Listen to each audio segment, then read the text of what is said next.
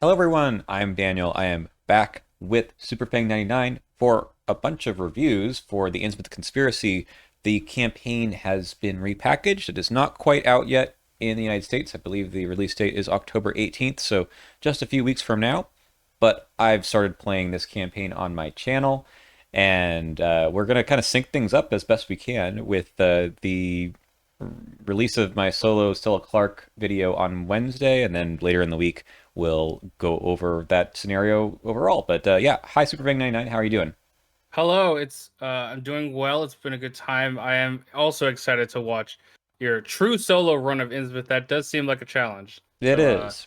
I'm excited to check that out. I will try not to spoil things, but these scenarios themselves are fresh in my memory, so I will allude to maybe just another take on them. I know I haven't really played much True Solo. It's not something that you've played much either, right? Just a little bit. Actually, I have played the Innsmouth Conspiracy in true solo, but it was a long time ago, and honestly, I couldn't tell you who it was with. But I think you played Stella solo for what, Night of the Zealot or something with a bunch of other. something, yeah, some things. I played it solo on the channel or like for one of the standalones, I think. But Mhm. Okay, so you know that she can actually she can do things, she definitely. can do things. It's correct. She can do anything. She really can. And so far it has gone fairly well, but there are some challenges, and I think this is also kind of cool to talk about this campaign.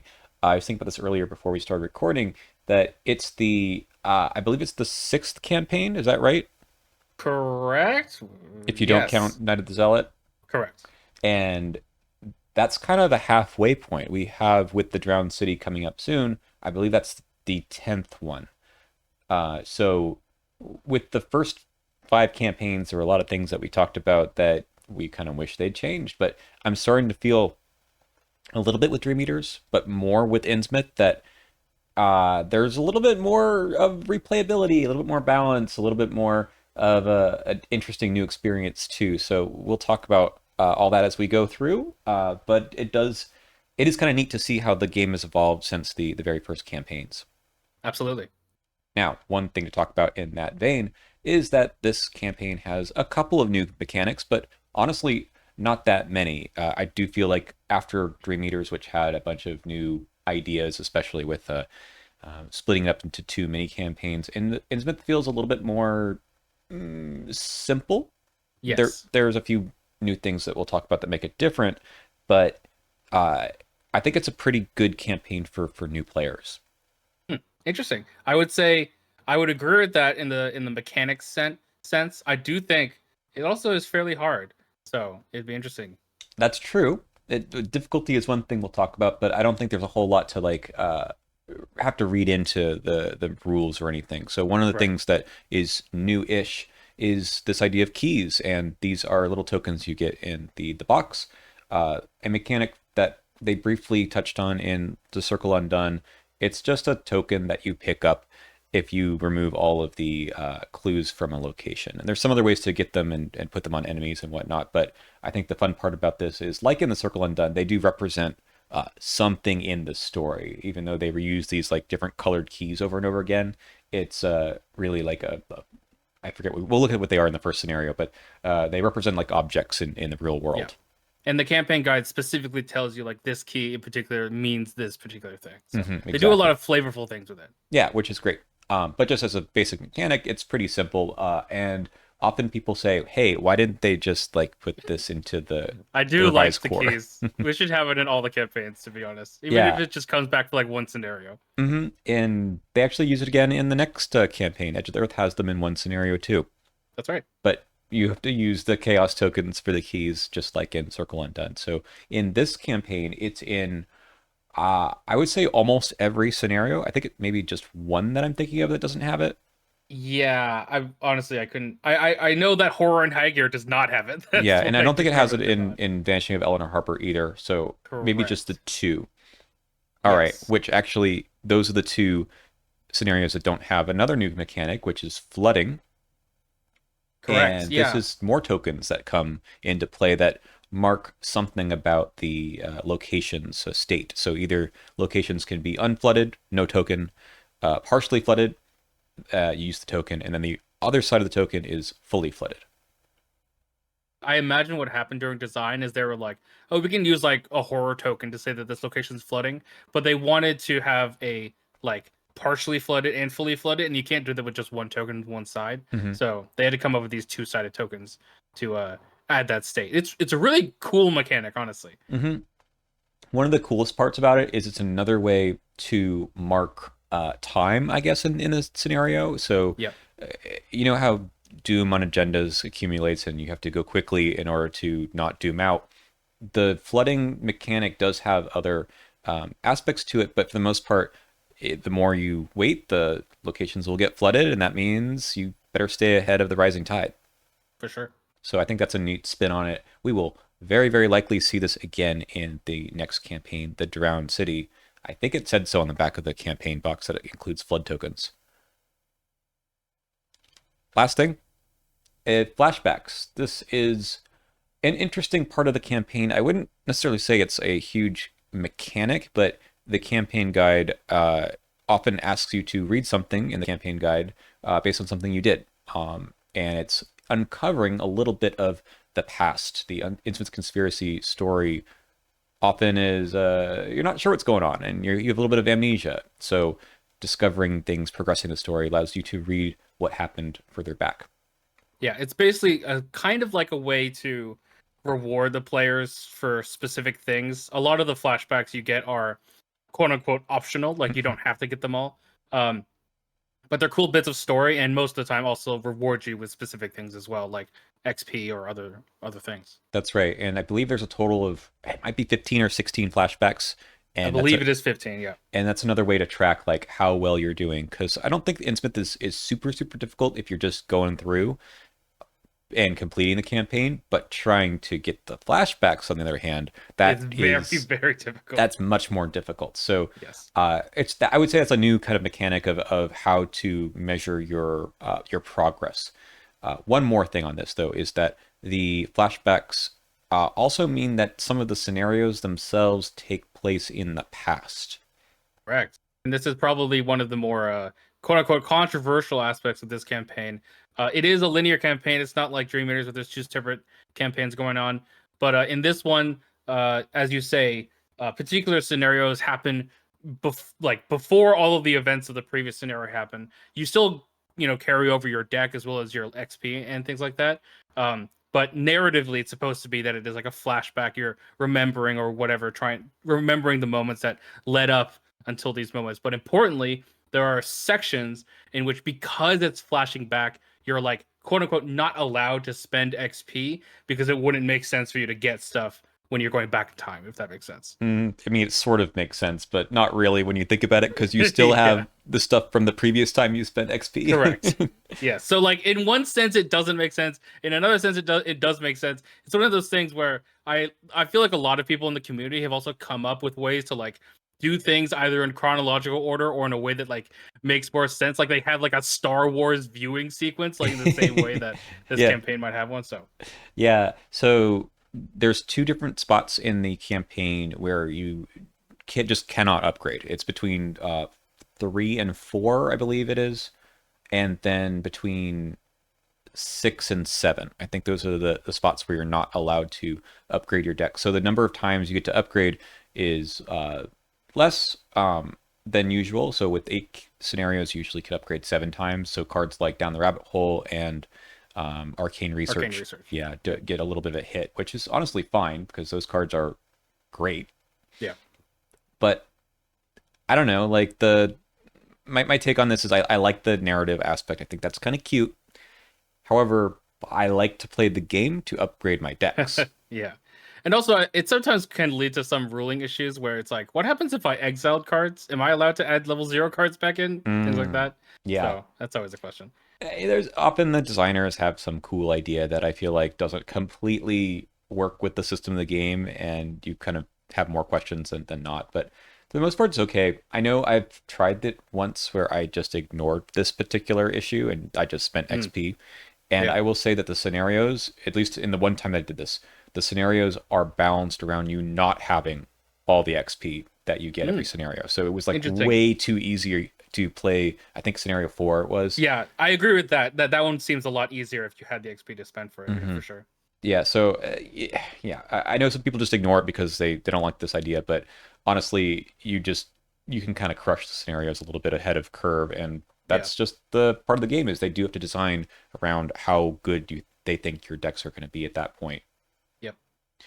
The weird part though is if you don't spend XP, you have tons to Yeah. spend. I think one time I had like 24, 28 to spend on the next one. It Oh was my God. crazy. Yep.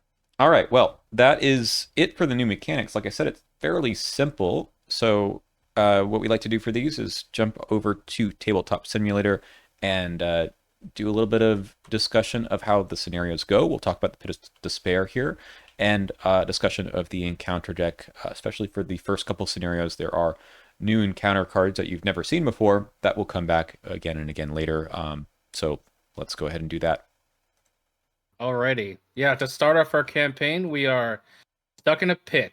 So we wake up and basically have no idea what's going on. This again leads into the whole amnesia aspect. We have no idea what's going on, and all we can hear is that there's some water coming up, and we have to get out. So already, it starts off with one of the campaign mechanics, mainly the keys. When we start here in the unfamiliar chamber, we're actually going to have one of these randomly set aside keys popped out. So let's see what it is.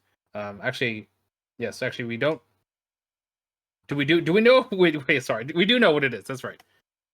We don't see until I believe not until we get the clues, right? Sure, that sounds about right. Um, honestly, can't remember.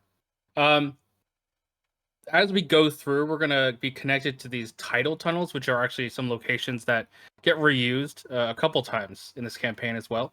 But for now, we can just read what's going on. So we have an agenda that has 7 doom, and it has this very interesting forced effect. So basically, when your turn begins, if you're at a fully flooded location, aka one of these tokens is on it, and it's on this side. If you don't end your turn at a if you do not enter or were not in an unflooded or partially flooded at the end of your turn, you take 5 direct damage. I know that I weirded that weirdly, but it's basically like if at any point during your turn you can get out to a unflooded or partially flooded and you're fine. It's Mhm. only if you're in fully flooded and only were in fully flooded your entire turn will you take 5 damage. Yeah, and this is a pretty common thing they go back to in the scenarios that have this flooding mechanic. Correct. Not exactly like this, but usually something similar. Yes. Luckily, obviously, starting out, we have no locations that are flooded at all, but that will soon change. And all we need to do is get 3 per clues. Let's do it. Okay, so obviously we don't have no clues here. We can go check around and let's just look around. All right, we got an underground river. 4 shroud, 2 per clues, victory 1. It cannot be fully flooded, but when it is revealed, you increase its flood level, aka it becomes partially flooded for the most part. So this is a really cool location. Obviously, it has victory. Shroud 4 is somewhat difficult, especially level 0. And it has this thing where it's flooded, but you're like not at risk of dying here. So this is like both like a safe haven, but also can lead to some trouble if cards care about things being flooded or not. Hmm.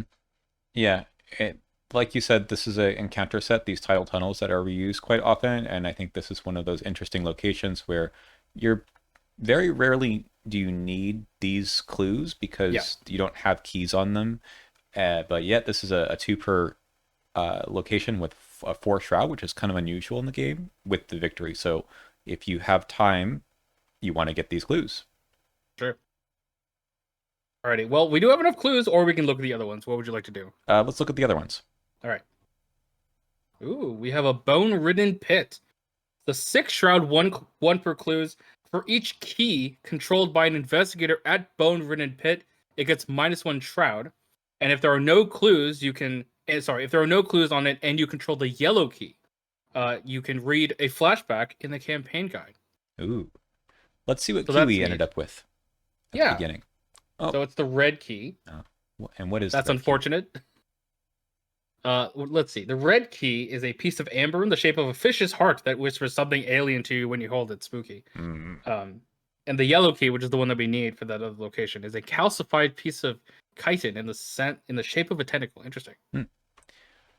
Yeah, so All this right. idea here of reading flashbacks in the campaign guide in this scenario is all basically exactly like this. If there's no clues and you have a key, then you get to do some reading. For sure. All right, let's check out this one. Hey, we got a regular just title pool. 3 shroud, 1 per clues. It gets +1 shroud, partially flooded, +2 shroud, well, it is fully flooded, so 3, 4, 5. And if it's revealed, you get a face down key. Yeah, that's actually a pretty tough location. It's nice that it comes out early in the scenario because it's not flooded yet. For sure. Let's see what this key is. Hey, it's the yellow key. Yay! That's pretty sick. Now, we don't have to do this yet. It didn't tell us anything about this being an objective, but as I said, generally getting through these scenarios is not tough with the objective on the act. It's these other side objectives that are good to do. For sure. Before we do the flashbacks, I think we could advance the act. Yeah. So we're going to spend 3 per, and something comes out of the depths as we're looking around. So, first thing that happens is that someone gets engaged with the amalgam. Here's the amalgam. So 332, Monster Abomination Deep One Elite Hunter. As a reaction, after you successfully evade the amalgam by 2 or more, you can take control of a key on it.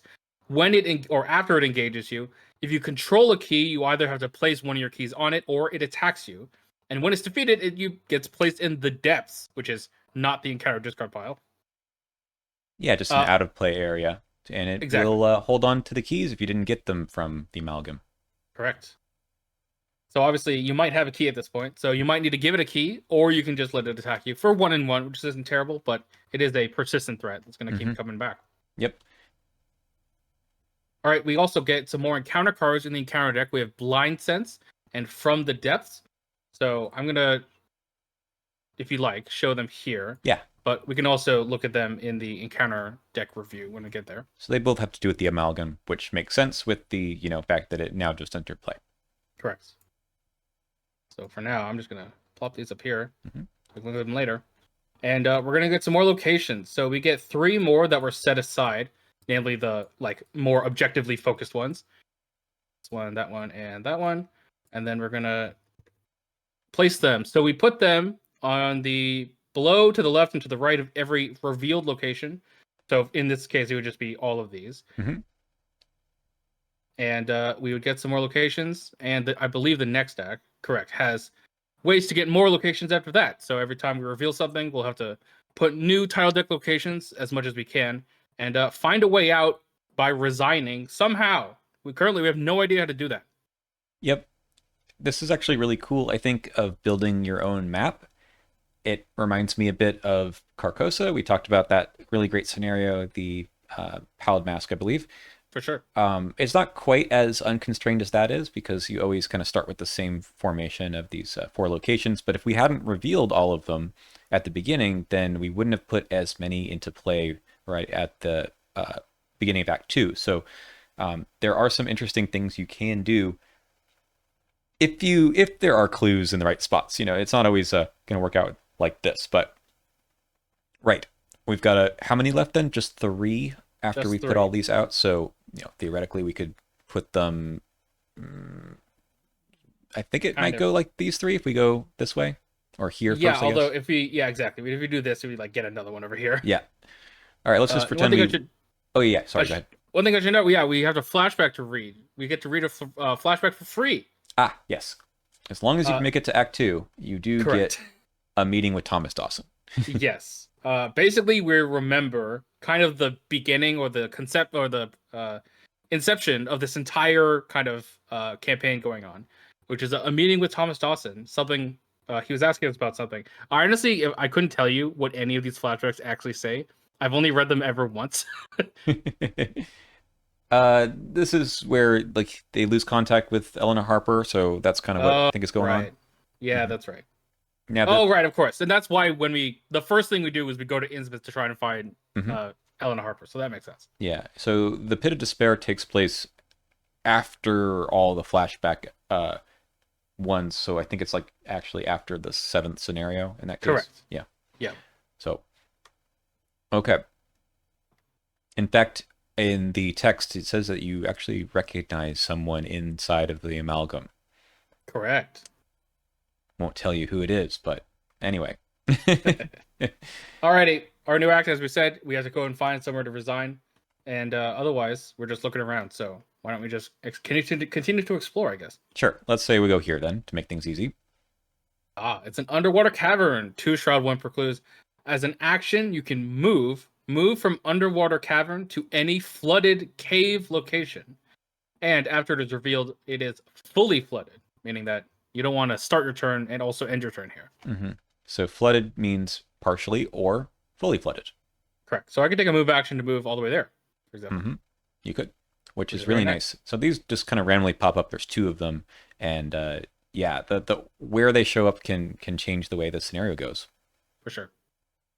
All right, where to next? So it goes below first, right? Yeah. Sure. So let's go to this one so we don't run out of space on the board. It's another title pool, so we get our 3rd face down key. Mm-hmm. We finish out the map pretty nice. Yep. All right. This key is the purple key, by the way. Sure. Let's go this one. All right, it's our 2nd underground river. Great. That means that the rest of them are probably going to be pretty nice. Mm-hmm. Go over here, I guess. Yep. Okay. It's the idle chamber. So when it's revealed, we get the blue key. And if it has no clues, and we need the purple key to read flashback 4. So let's check out these now. We haven't seen the other flashbacks. Let's look at flashback 4. Yeah. So flashback 4, we encounter a secret cult as part of on our the bottom things. here, and you remove a Elder Thing token. One thing that we didn't mention was that the bag starts off with a bunch of tokens in it. It's kind of crazy. Is it set up? Yeah. There's 20 chaos tokens, and you can see it on the screen now. There's 2 of each of the symbol tokens, which is it's absurd. On the one hand, it dilutes the auto fail, right? Yeah, totally. But these 3 flashbacks, 2, 3, and 4, remove one of those tokens. Yeah. Okay. All right. So we need the purple key to do that, but also if we clear this out, we can get the blue key, which spoiler we're gonna need. Hey, it's the sealed exit. There we go. So 5 shroud doesn't have any clues. As an action, if an investigator at sealed exit controls the green key, they resign. They return all of their clues to the token pool and place all of their keys on this location when they resign. So, or first of all, and also when it becomes fully flooded when it is revealed. Mm-hmm. So a reminder that as long as there aren't any clues here, it's easy to pick up the keys. So if you resign and your partner hasn't, resigned already, they could pick up the key that you just dropped. As long as you don't die with clues here. Right. Just don't die. Has happened. Yeah. Oh no. Don't die and don't play clue drop right here. Correct. Absolutely. Don't just genet all of the clues to the onto location. Here. Yeah. All right. So we can't resign yet. We need the green key. No. So let's keep looking around. Yeah. It's the fish graveyard. At the end of your turn, if you don't control a key, you take a horror. But if there are no clues here and you have the red key, you can read flashback 3. So we found the 2 and 3 there next to each other, which is nice. And as we say, number 2, which is the one with the bones, we remember that we battled a horrifying devil of some kind, and we remove a cultist token. And in flashback 3, what happens here? I think that's Thomas Dawson that you're sticking together with. That makes sense. Yeah, your employer. Sure, okay. That makes sense. Anyway, we have a reason to stick together. And remove a tablet. All right, great. So we've done everything, right? Wait, we still can't resign. We need a place to get the green key. Yeah. Yeah. Oh, we found it. It's the Altar to Dagon. 3 shroud, 0 clues. As an action, investigators at the Altar to Dagon control the blue key or 3 or more other keys. They may spend 2 per clues and take control of the green key. So that's important, is that if you don't have the blue key, you can at least literally just get like the 3 other side quest keys and you're good. Yeah, I think this is nice. I mean, you do want the blue key just to get this other flashback.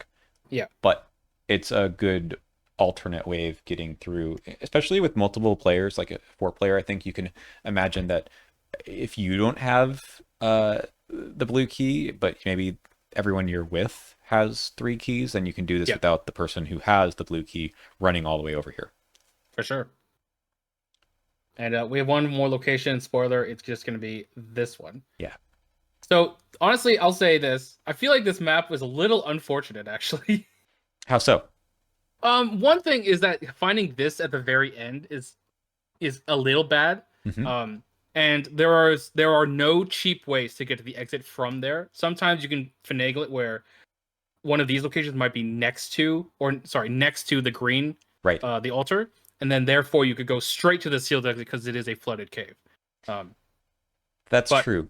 One yeah, thing I do like about this arrangement, though, as we'll talk about when we get to the encounter deck, the challenge in this one is not just getting around and getting clues, getting the keys in the right order and all, but also staying away from, say, the amalgam or other hunter enemies in this scenario. So right. the fact that you can kind of get away and have some distance, this diagonal business on the right aside, what often happens, at least when I play this, is you have the amalgam here, you end your turn, say, here, and then it has to go either here or here. And then Right. you just keep walking around and it never actually catches up with you. There's a few exceptions about how it can catch up, but you don't really want to give up your keys until you've already used them, and then it's okay. But I find that the amount of time that you spend dealing with the enemies, it takes away from your time of moving around and getting the keys and clues and such. That's fair. So the worst thing I think you could do is have too many of these like dead ends where you're like you've got an enemy here and then you're here and there's no way out. You just have to Yeah. take the attack or move in and evade or something. Yeah, and that's what I mean to say is that like I think that this location is the worst one to be at Yes, in the corner. it So really is. yeah, But hey, that's what happens sometimes. that is what happens.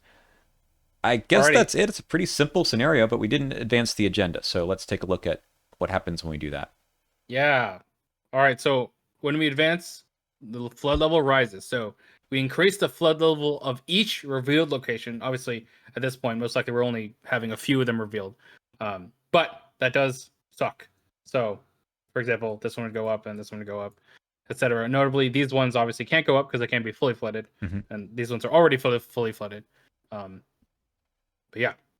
Also, until the end of the game, each time a location is revealed, you increase its flood level. So I believe the reason that they had to do this is because if you had flooded unrevealed locations, these are cave locations, and therefore you can move straight there Mm-hmm. from the underwater cavern, which meaning, and they didn't want that to happen. So that makes sense. That's right. Alrighty. And we get to the second agenda, only 8's Doom, or I should say 8's Doom, which is more than 7, which is good. And the same force effect. Well, wait, hang on. Sorry. You can do that, though, because you can flood unrevealed locations, right? Correct, except that it's very difficult to in this scenario. Like Yeah, you have to draw a very specific sequence of cards. that's I true. mean to say that they don't say just increase the full level of all locations, right? Right. Okay. Yes. Yes. Yeah. Okay. All right. Second agenda, basically the same thing as the first. We also just make everything fully flooded as much as we can, and everything becomes fully flooded. And after that, we only have 4 turns left to get out. And at this point, it is really hard to get through and not struggle for air, Correct. just because everything's flooded. Have to be You through have to go to here. these places. Yep. Exactly. And if they're in a location that is something like this is like okay because you could start your turn here, move, resign, right? Yes. I will But say bit of hot tech, which is they don't fully flood the unrevealed locations, right? So if you start your turn here, mhm, you move here, you were in a location that was unflooded because only after it's revealed will it actually become flooded. sure, yeah. I don't think that's too likely at this point in the scenario, though. That's true. I'm just saying it is possible. Yep. Yeah, I find like that forward doom at the end is like that's how many rounds you have, but really you're either gonna die or you're gonna go resign at that point. Correct. And what happens if it does? Okay, defeating physical trauma. Not too bad. Not too bad. No, and a lot of people do play this one to get every flashback at the expense of just dooming out or taking trauma anyway. So I don't think it's so unreasonable to just say, look, I want to remove the tokens, I want to get the VP. Uh, Resigning is not that big of a deal. That's true. Okay. The act when we do advance it is just an R1. Alrighty. Now, there are a few other consequences of getting the various resolutions that appears in the interlude. So we'll talk about that later. It does mention here just as a reminder, or maybe not a reminder, a sign of things to come that you're not supposed to spend any of your XP yet. Yeah, this one is interesting because immediately at the start of the next scenario, it says, "Okay, you can send your XP now." Yeah, So yeah. it's one of those weird things where it's like, wait, so am I in between scenarios when I'm spending these things? I know. Um, That's one of those down the rabbit hole questions or arcane yeah, research where you're like, just ignore it. They're doing it here, I think, exactly. for not just for flavor, but to get you used to that mechanic for when you run into it later. But yeah. It would be interesting if they literally said you cannot spend until into deep, which would be really weird. Oh, But that'd be so mean. yeah, So yeah, let's look at the scenario reference card before we move on to the encounter cards. This is pretty simple too. Like I said, all of them are in the the bag to start with, two of each. Uh, correct. Skull's scale, but not necessarily with the scenario. It's based on how much flooding there is, which could be these could be -3 right away, depending on where you're sitting. Yeah, that's true. Cultist -2. If your location is flooded, you take a damage. Tablet -2. If you fail control key, you take a horror. So some extra damage and horror there. Mm-hmm. And the Elder thing, honestly, is the worst one. It's -3. If you fail, the amalgam will come out of the depths to engage you. That could be really annoying. Yeah, you don't want that to happen more than its scheduled time that it does that, For sure. and with the encounter cards that do it too. Okay, shall we look at the encounter deck? Let's do it. All right. We have some oldies but goodies and then some new stuff. So we just Yeah. talked about the amalgam stuff. Should we talk about that first? Okay. So we have Blind Sense. Once again, this only happens once you've advanced the first act. Revelation, test 3 agility. If you fail and the amalgam is in play, it basically readies, moves, and engages you and makes an immediate attack wherever it is, as long as it's in play. It just goes straight to you. If it's in the depths, though, it just comes into play, engage with you, and makes an immediate attack. Uh, Honestly, like sometimes this is okay. Like if it's in play, like yeah, that's fine. Just kill it to put it back in the depths. Mm-hmm. But like if you just killed it, for example, and then you draw this, you're like, oh come on. Yeah. What's also funny is you draw this and then you draw the next card. For sure. Agility All right. test, though, that's kind of nice. See Yeah, I that? mean, it's a nice one.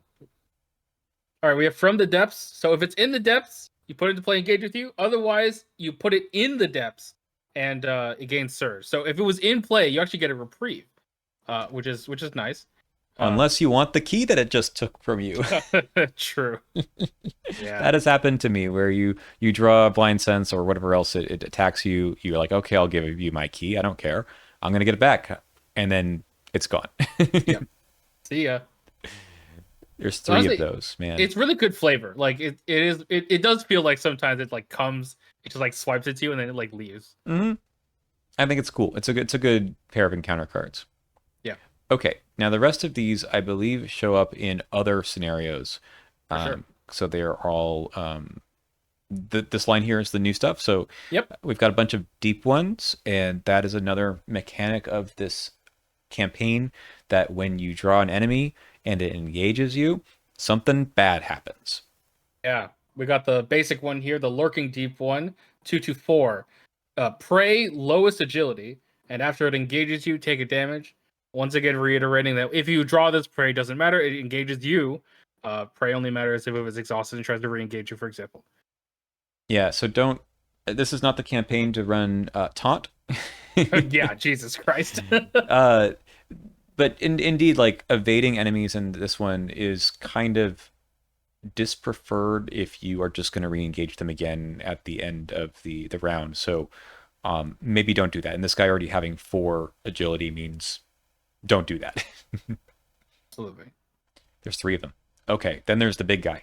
Yes, Deep One Bull. Funny story. When my playgroup played Instance for the first time, I misread this as Deep One Bill, and so we call this guy Bill now. It's honestly so funny. Anyway, 4/5/2 humanoid monster Deep One. When it engages you, you have to discard a card from your hand. And after this is the hard part. After an investigator defeats another Deep One enemy at any location, ready the Deep One Bull and move it once toward that investigator's location. AKA, it doesn't like that you're killing its friends. Mm-mm. Um, that's something that you have to track across the table. Because most likely it'll be like literally on the other side of the map. You're like, oh right, we have to move the deep one bull like 3 times because we killed 3 things. Yeah. And this is like a crazy card here because it really wants you to evade it. It's got only a 2 agility to evade. But then you kill something else and then it readies. So that's pretty bad. The 2 damage that it deals, I think, is can be very sneaky in a campaign that has a lot of damage in it. This one coming in the same set as the just Tesla's damage deep one, I think, is also pretty tough. That's not the only way to get this guy, though. Oh, there is cursed card. Deep one assault. So disengage from each deep one enemy at your location. Each deep one enemy at your location and each connecting location engages you. No, if no one engages you, then you search for a deep one and spawn to engage with you. Basically, it's like it resets all of the engage effects on your location and also draws everyone from the connecting locations to you. This one can kill you. Yeah, if you're playing 4-player, probably 3-player as well, this is so much more dangerous. Yeah, it because not only can like maybe if some other players left some enemies to kill from like the previous round, they might like disengage off them and move to you, and now you're like swarmed with 3 or 4 enemies. But I even don't in think the same mythos phase, right? exactly. I don't know if it even happens too much in this scenario, but in scenario 3, this one's really a killer. Mm-hmm. Notably, the amalgam is a deep one, so he plays with this one nicely. Correct. Yeah. Yeah, it's a tough encounter card, but like a lot of this campaign has this set of 3 cards, so you got to figure out a way to deal with this. Like I said before, evasion is less good, so just kill things when they show up, but that's not always possible. I want to compare these 3 cards to the Mobster encounter set in Dunwich Legacy. That one also had like a 2 health enemy that does something when it engages you, or I guess that one is when it fights you. A big one that has 4 fight and 1 card that's like move the mobsters closer to you. Every single one of these cards is like a power crypt version of those cards, and it's so funny. Yeah, you're right. All right, then we've got some flooding mechanic related cards. Yeah, so this is why it's hard for you to end your turn on a flooded location because once you're in a flooded location, all of these cards activate their powers. So first we've got Undertow. So if your location is unflooded, it just gains surge and goes away. However, otherwise, you put it into play in your threat area. After you move, to take 2 damage and 2 horror, but you get to discard it. Or you can, as a free triggered ability, discard a card from your hand to test 3 combat or 3 agility to discard Undertow. So it is fast, so you don't have to spend actions, but you are, in theory, spending cards to try and attempt to do it.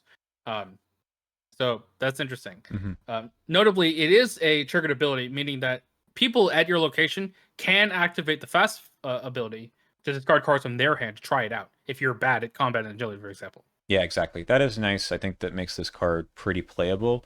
The tricky part indeed is like, how many times do you want to take that test per round? Exactly.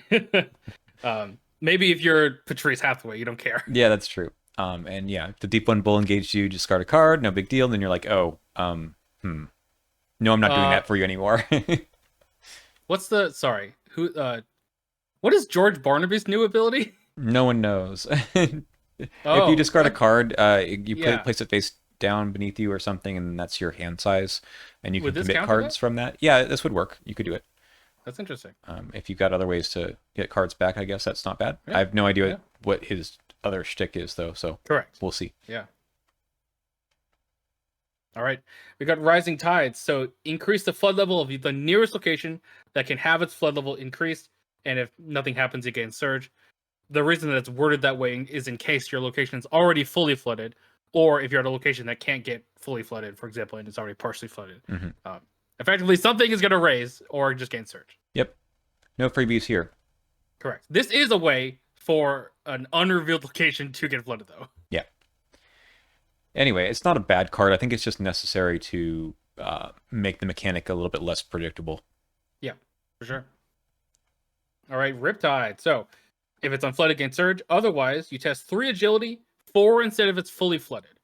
If you fail, you discard an asset you control. If you cannot, you lose 1 resource for each point you fail by instead. So this is just what is it called? Oh my Crypt Chill? Crypt Chill, thank you. But with a kind of worse or downside if you don't have an asset to discard. Although, honestly, I would probably lose the. Well, I don't know. I think the tough part is just that it's probably potentially for agility at a point in which you don't want to lose things, but I don't think it's too different than Crypt Chill. Yeah, it's just Crypt Chill but agility. And yeah, there's a lot of agility tests in this campaign, but you know There what? are. There's tests of everything in this campaign. Yeah, this one pretty much is able like one of the first campaigns to really spread it all out. I think. So that's our flooding ones. Now we've got things that are related to, I would say, just like core mechanics of the game, testing stuff, and if you fail, you take damage, or horror. And these, I think, have an interesting interaction just with the idea that you have the bad tokens in the bag at the beginning. Yeah, and the flavor around this, I believe, is that like they have to do with your memories and the fact that you have lost your memories, and so like each token represents a particular part of your memory that like makes it so that these do worse things to you, if that makes sense. Like you just forgot how to get away with it. Right. I like the art on these a lot, actually. Yeah, for sure. So we got Macabre Memento, test 3, willpower. If you reveal a cultist token, you just automatically fail. If you fail, you take 2 horror. Fractured Consciousness is the same thing, but with intellect and damage and the tablet token. And then Memory of Oblivion is willpower 4 or intellect 4. Revealing an Elder Thing token makes you fail. And if you, for each point you fail by, you choose and discard a card from your hand. So these two are like okay. Like at worst, it is a kind of softer Rotting Remains / Grasping Hands because they can't do 3 damage to you, which is nice. Memory of Oblivion is a goddamn encounter card. Like this is one of those cards where you're like, I'm 3 against 4. Every card in my hand only commits for one of these icons. It's not worth it to commit because I'm losing that card anyway. Yes, unless you draw one of those, like if you fail tokens, right? Yeah. But you're right. You look at that and you say, you get to choose what you discard, so you might as well. If you're going to auto fail, right, committing things is even worse. Yes. Because then you still have to get rid of the things that are in your hand after you take the test. So, this one is so this one is so much worse than the other two. It's hard for me to say why. We don't have too many discard cards, encounter cards in the game. Usually, it's just like the take damage and horror part. It reminds you a little bit of Diabolic Voices from Circle Undone, which actually is kind of worse than this because it's random discard. Yeah. But this one starts at a tougher test. For sure.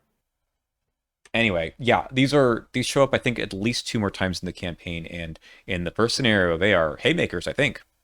Especially since it's most likely that at this point, the most of these tokens are going to be in the bag the entire campaign. Obviously, there is a chance that those tokens, spoilers, come back a little bit in later scenarios.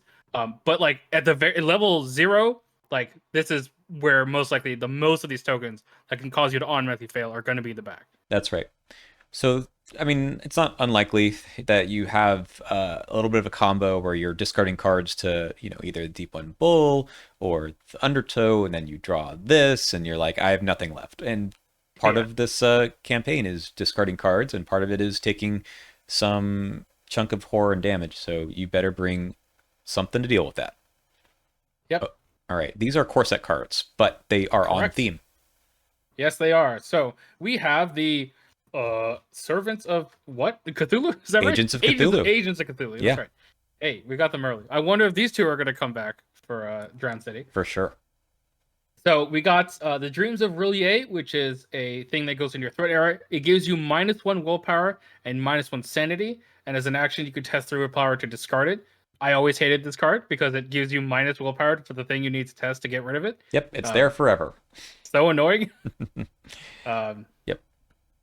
And then we have the Young Deep Ones, which is kind of the inception of the when it engages you, do something bad mechanic, all the way in the core set. Good job, designers. 3/3/3, prey, lowest, combat, hunter. And after it engages you, you have to take a horror. So it is analogous to the Lurking Deep One, albeit a little bit tougher. Yeah, this one, of course, you draw the Dreams of Aurelia, and then you've got -1 sanity, then you take horror, and you're like, kill me now. Or like you take a horror and you're like, oh, I have one sanity left, and then this comes and it just kills you without being able to do anything about it. That's right. Yep.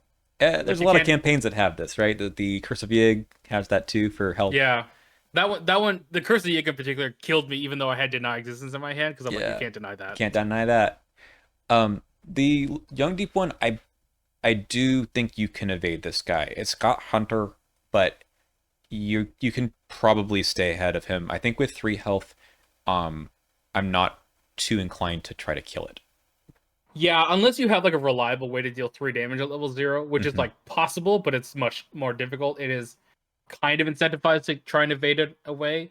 Yeah, Obviously, it's hard depending on what map you get, but yeah, exactly. But yeah, remember like the interesting interaction here. Like you don't want to kill things if the deep one will is on the map. yeah, This is. I mean, I love the design here. It's really makes you make some tough decisions. yeah. Thankfully, there's one card in here that does not make you make any tough decisions, and that is a swarm of rats. Oh, thank you. Like, if I could just have this as the top card every time, it'd be great. It's so nice. Ugh. I mean, you can. It's just an action tax, but you don't have to worry about putting anything into it, really. Yep. Yeah, this is a great scenario, honestly. Like looking at the encounter set, you're like, okay, yeah, this, it all works together very well. This one feels like it's not pulling its punches, but in a way that doesn't feel unfair. Like, for example, Untamed Wilds might feel unfair. Hmm. Um, and I think that part of that, Untamed Wilds at least, is partly the poison mechanic and the things that were like the things that punish you for being poisoned, or vengeance punishing you for killing them. Like, at least with these enemies, it's like, yeah, you want to evade the young deep one, but you can just kill it if you need to. So Hmm. like, you have options. Yeah, there's no surprises here. I don't think there's no ancient evils that speeds things up. The That's a big one. surprises would be in the map, but there's nothing that's like exploring and then drawing in, something that just stops you in your tracks right then. For sure. Yeah. All right, the last thing we have to talk about, I guess, is the interlude. Yes. So, I believe, yeah, actually, regardless of what happens, you always go to the interlude, which is nice. Mm-hmm. But basically, you get up and you're like, oh, I guess we need to go back to Innsmouth. Um, actually, wait, at this point, are you talking to Elena Harper? I forgot. I think you are, right? Yep.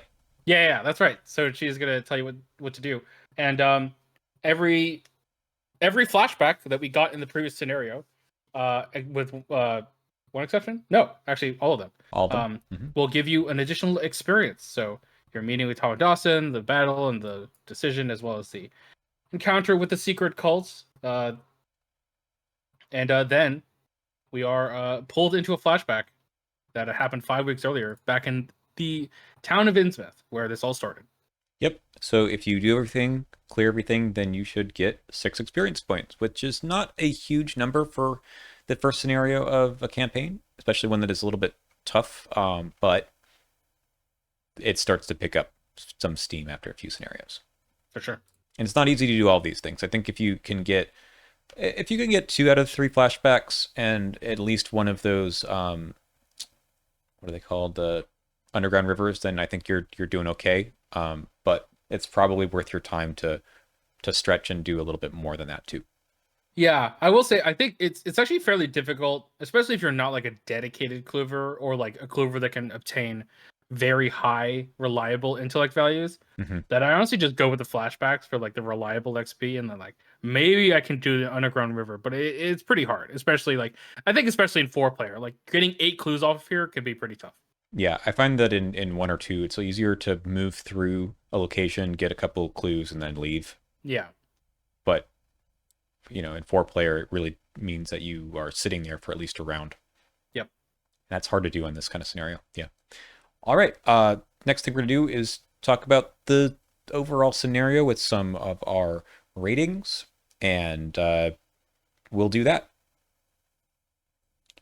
All right. We've got several categories where we discuss this a little bit more and give our own separate ratings. That's how these things usually go. We'll not take too long here. I think we've mentioned a lot of this already. So replayability really refers to like if you play this more than once, does it feel stale? Is there more you get to find out or discover through extra playthroughs? That sort of thing. What do you think? Yeah. So obviously the map, the location setup is random every time. As you mentioned, does feel a little bit similar to Carcosa's Catacombs. I will say I feel like obviously it doesn't have that much breadth or depth, I should say, when it comes to that. Mostly because there's not as many locations, Hmm. um, and also because not like every location doesn't have a very specific way that it's connected. It's just like always left, right, and down. You're gonna get new locations too.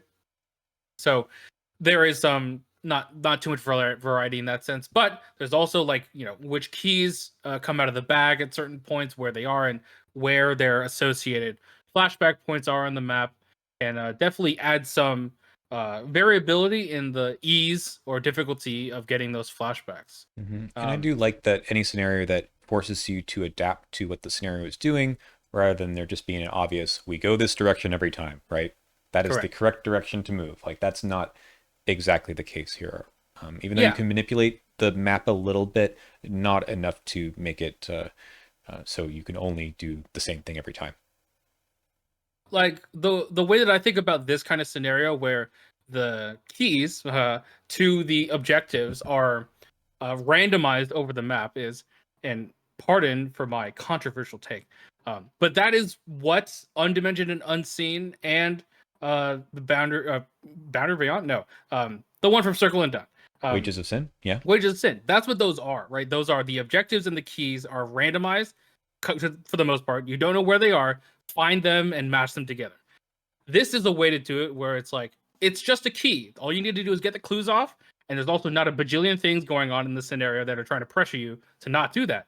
And therefore, it really adds a level of replayability where, as you say, you are reacting to what the scenario is throwing at you objective wise, which I do think adds some interest. Hmm. I will say that this is the first scenario of the campaign, obviously, that has the tidal tunnels, Yes. and they get a little old, I think, after a while because they're in almost every scenario, and there are just two of each of the same ones that you're going to see the pools, the underground river, and the whatever the other caverns are that are fully flooded. Like that Yeah. is slightly less interesting once you've played this like your fifth or sixth time because it's just the same locations already. That doesn't mean it's a bad encounter set, but Yeah. it is true that you're not discovering quite as many different locations out there. Disagree, actually. I think that if like one thing that maybe they could have moved out of the um flood or the tidal tunnels is the underground river specifically. Hmm. Um, One, I think that it is a little bit unfortunate to have the victory locations be random in the sense where it's like I don't know where these rivers are, and also when I finally find it, oh, okay, it's hard to get right. Hmm. Like the underwater cavern, I think is interesting because they actually play with it in other scenarios, being like locations that are really far apart, and you might actually get a link between them. That's true. And the Yep. title and the title pools obviously having the keys on them. Yeah. So like I think that if those four were the reused ones, and then like the other two came in from the actual scenarios that like maybe gave you victory or more scenario related things, Hmm. that could be more interesting. But yeah, I agree. As it stands, the first instance of the tile tunnels is interesting, but it kind of tails off near the end of the campaign. Yeah, but I think it's still, I mean, that's not necessarily the bad thing that having some amount of predictability about which locations will be there is fine. But I think as far as like more to enjoy later, well, you'll see all the locations. That's true. All right. Okay. So as for a rating, I think that I'm gonna go with a 3.5. I think it does a good job of adding the location variety as well as the keys, Hmm. and I'll give it props for that. Obviously, title tones aside, and also, I don't think that there are so many locations where the variety adds up to too much, but it is there. Hmm. Actually, I'm gonna give it a 4. I quite like this one as an opener, and I do feel like it sets the tone for, how is your run gonna go? And I'm excited to play it, in ways that I'm not necessarily excited to play some of the openers of other campaigns, which can also set the tone, but are also a little bit like dread. I don't think this is an easy scenario, but I do feel like you have enough control over that it is fun to see what kind of map is going to happen. And you're like, okay, I think I can do even better this time. Right. All right, let's go on to the next one, which is fairness. And we've got two that are somewhat similar. We got fairness and balance. This one is all about, do you have decisions that can be made by the players, or is it just a bunch of random stuff and that's what you get? And then does the scenario apply appropriate pressure to the investigators? Yeah, so I actually think that this scenario is very fair. One, because somehow I think that the doom clock on this one actually it's fairly generous. Mm-hmm. 7, 8, and then 4. But let's say we ignore the 4 for now. 15 turns is or rounds, I should say, is already like a decent length. And plus the extra turns when everything is fully flooded, like gives you some leeway. But like, if it took you the full 19 rounds, that's a long scenario, Yeah, actually. it's a very long opener. They're not that long at all. Correct. Like Untamed Wilds can be like 10 rounds. 9 sometimes. Um, Yep. and yeah, so I think that it gives you a lot of time, but it always comes down to that like very tight ending for me. For this one, like pretty consistently. So I do think that the pressure is good and appropriate. I like the amalgam as Mm-hmm. an enemy that is annoying and obviously is going to chase you this entire time, but is manageable. It only has 3 health, so someone could just kill in one action and it could be gone for a round, even 2 or 3 if some cards don't come up, right? Mm-hmm. And it's only a 2 evade, so even if you're trying to get the key back without having to kill it, you can do it fairly easily with a commit. Correct. And last thing I'll say is the un or the untestable damage, right? From not only the enemies engaging with you or the encounter cards if you just automatically fail by drawing a particular token. Um, I think that that can be a feel bad, maybe for like blind play, I should say, if you're not going into this with like the correct like I should probably maybe have more soak than normal. I'm expected to take more damage and horror than normal. Mm-hmm. Um, but like I feel like if you go into this campaign with that knowledge, it honestly feels fine. Yeah, I agree with that. I don't feel like there's too much that is, um, I mean, it's random which things you get, and if you happen to draw like I think the Deep Wind Assault is probably the most unfair card out there. But if you know that's there, you plan around. Well, I think I don't want to be around so many enemies all the time. Let's like try to kill them. Yeah, So yeah, there's decisions that you do get to make to avoid all of this stuff. It's not just um, something that's sneaking up on you, I think. for sure. All right. With that in mind, I think I'm gonna go kind of high. I'm gonna give it like a 4.5. That's what I'm going to do too. I feel like this is a very tightly designed scenario that makes a lot of sense with what it's trying to challenge you with and gives you opportunities to get out. Remember that this is another one of those do as much as you can scenarios. So if you do Yeah. feel like you're going to die, then just finish off the objective. Yep. And that's not unreasonable, I don't think. Usually when I play this, I find the green key before I've done everything else. Hmm. Yeah. Okay.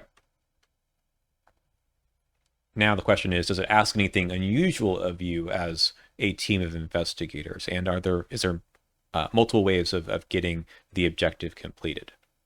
I think we've Yeah. noticed in the previous campaign, especially, and maybe even the one before that too, that the designers have gotten better at this category. Where I'm not sure I need to talk about it as much, but uh, yeah, what are your thoughts? I agree. I think that over the lifetime of this game, they've gotten much better at balance. Some might say to the game's detriment, but to kind of expand the point, I do think that they've gotten a lot better at being like any investigator can contribute to the scenario in at least meaningful ways, if not just because we're not just testing willpower the entire time. Mm-hmm. Um, like some of the encounter cards have intellect tests. A lot of them have agility tests, and so it's good to have those as good stats. As well as there are incentives to evade these enemies, but also to kill them because obviously you don't want them to re-engage you. So there's both ways to manage them if you're fast enough to evade them and run away. Mm-hmm. Um, Yeah, I do think that kind of on the other side of like, is it balanced? It also doesn't favor any particular approach, or you're not just like immune to the Mythos deck based on who you are, right? We kind of saw that with Circle and Done, where it's all willpower all the time, is uh, both bad because the investigators who don't have that do poorly, but also the investigators who have that are like, so what?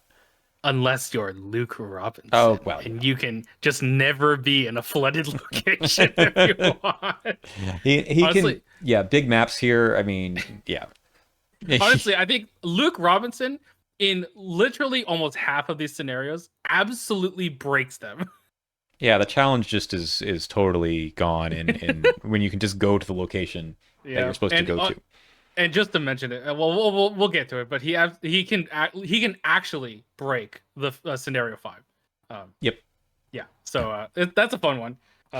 Anyway, All right. So, yeah, I think that this campaign in this scenario in particular, though, is asking for a lot of different things. But as you say, none of them are out of the reach of any investigator. Whatever you're trying to do, you can do it. But if you do go all in on one route, the encounter deck will still say, well, please test intellect or, please test agility. And that's okay. I think that's fine. that is fine, especially because you being good at that thing also gives you things to do. It's not like, oh, I'm the fighter, but there's no enemies kind of deal. Mm-hmm. which Um, which rarely happens here. But yes, like you can correct. you can do the undertow for someone else. Yeah. I'm trying to give a reason why it wouldn't be a 5. I honestly I can't really think of one. Um, I think even the enemy design is really interesting because not just the evade or combat, but you can get rid of enemies in other ways. I'm thinking of like handcuffs, right? Is really interesting with the deep one bull. Yes. Obviously, it makes it kind of busted in some ways, but because you're solving the enemy, but it allows you to. I think most of these enemies play pretty well with other tech cards that are attaching things to enemies. Yeah, that's true. As long as you don't disengage from them, I think it's fine. Yeah. Um, I Uh do like persuasion in this campaign. It lets you just put them back into the encounter deck because they're all humanoids, although that doesn't matter anymore. yeah, that's true. Yeah. Yeah, okay. Give it a 5. Yeah, me too. Not much I need to say about that. We've said it all. Okay, last one is the experience, the overall experience here. Is there a new and interesting gameplay loop? And do you get the fiction? I think I'll talk about that last part first. I think that the campaign doesn't hit on the whole amnesia thing too well for me. I know what it's trying to do, and they're forcing it a bit with the flashbacks and delayed experience. But even in this first scenario, and you're reading the lore, you're like, okay, cool, but like I don't actually feel like I haven't remembered what's happening. I just feel like it's a in media race campaign or storytelling, and that's all right. But what I think it does do very well is the idea that you're in these underground caverns and underwater caverns and trying to get away from these crazy fish people that you don't know anything about. That I think is cool, and the whole campaign does. I think that the whole running away from enemies thing very well. I very much agree. I think that the mere forced effect on the agenda for the fully flooded stuff taking 5 damage is like not almost, it's not pure, but it's almost like purely flavor focused. But it makes so much sense, and yet it adds interest to the gameplay loop just by itself. Like it is a purely flavorful, of course I need to breathe kind of thing, Mm-hmm. and it makes so much sense, and it adds an additional pressure that just feels appropriate. They did that very well. Um, yeah, I think I agree with your sentiment on the flashback stuff. I think like it's interesting because I think that if someone wanted to, they could really dig deep into it and like really appreciate it because it is really like interesting the way they went about it. Like for example, all of the flashbacks are actual things that happen in later scenarios, right? Mm-hmm. The decision to stick together, the battle with a weird horrifying devil, and the encounter with a secret cult that literally happens in future scenarios. And in particular, if you don't get that memory, it doesn't happen in the same way in those future scenarios. Um, like there are really cool things that they did with the things.